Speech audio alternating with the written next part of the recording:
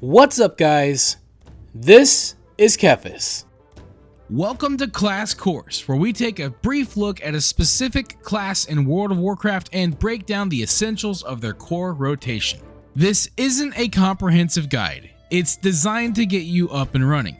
So, to keep things short and simple, we're just going to focus on the rotation for now.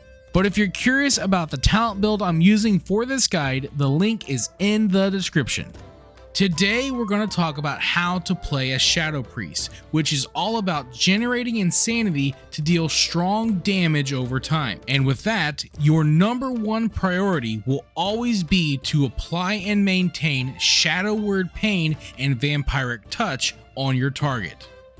With Misery talented, you'll be able to maintain both of these just by using Vampiric Touch.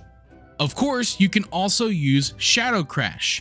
Now, Shadow Crash has a cooldown, but it's an instant cast, and it can apply both dots to multiple targets. But since it's an instant cast and it'll save you some time, you always want to prioritize using it to keep up your debuffs. Now, let's go over what will effectively be your core rotation. We've already covered your highest priority, but now we're going to start with your lowest priority, which will be your filler ability, Mind Flay. This is a channeled ability which you can use whenever you have nothing else to do.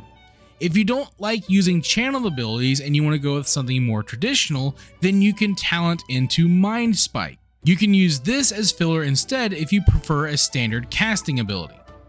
Next up is Halo, which you can use on cooldown, followed by Shadow Word Death, which you really only want to use whenever the target is below 20% health, where Shadow Word Death deals significantly more damage. Higher up, you have a couple of more cooldowns with Void Torrent and Mind Blast.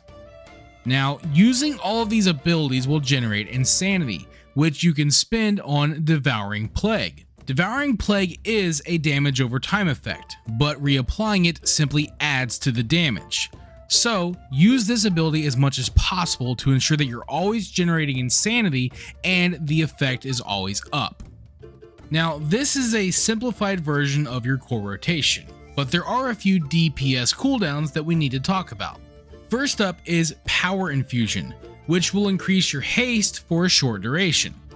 Now, with Twins of the Sun talented, using this on an ally will also apply it to yourself. Next up, you can use Shadow Fiend to summon a Shadow Fiend to fight alongside you for a short duration. This ability has a bit of a longer cooldown though. Last up is your major DPS cooldown, which can be one of two abilities depending on your choice. The more straightforward choice is Dark Ascension, which will empower your non-periodic shadow damage for a short duration. This ability has a 1 minute cooldown, so you can use it pretty often. This is great if you choose the Voidweaver hero path. However, if you choose the Archon hero path, then Void Eruption is the better choice. Void Eruption will cause you to enter Void form for a short duration, and during Void form, Void Eruption will transform into Void Bolt, which is a very powerful ability that's on a short cooldown. Using Devouring Plague will extend the duration of Void form, but as an Archon, so will Halo, which Archon also greatly empowers. So as an Archon, Halo becomes your highest priority after maintaining your dots. And in Void form, Void Bolt is next, followed by Devouring Plague and everything else. Now, there are a few other mechanics that we could talk about depending on which talents you choose, but we've already covered so much ground, so I think I'm going to go ahead and stop it here. This really should be enough to help get you started with Shadow Priest. I really hope this video was helpful for you, and if it was, I'd love to hear about it down in the comments below. With all that being said, I will see you guys on the next one. Thank you for watching this video. If you enjoyed it, let me know by clicking that like button.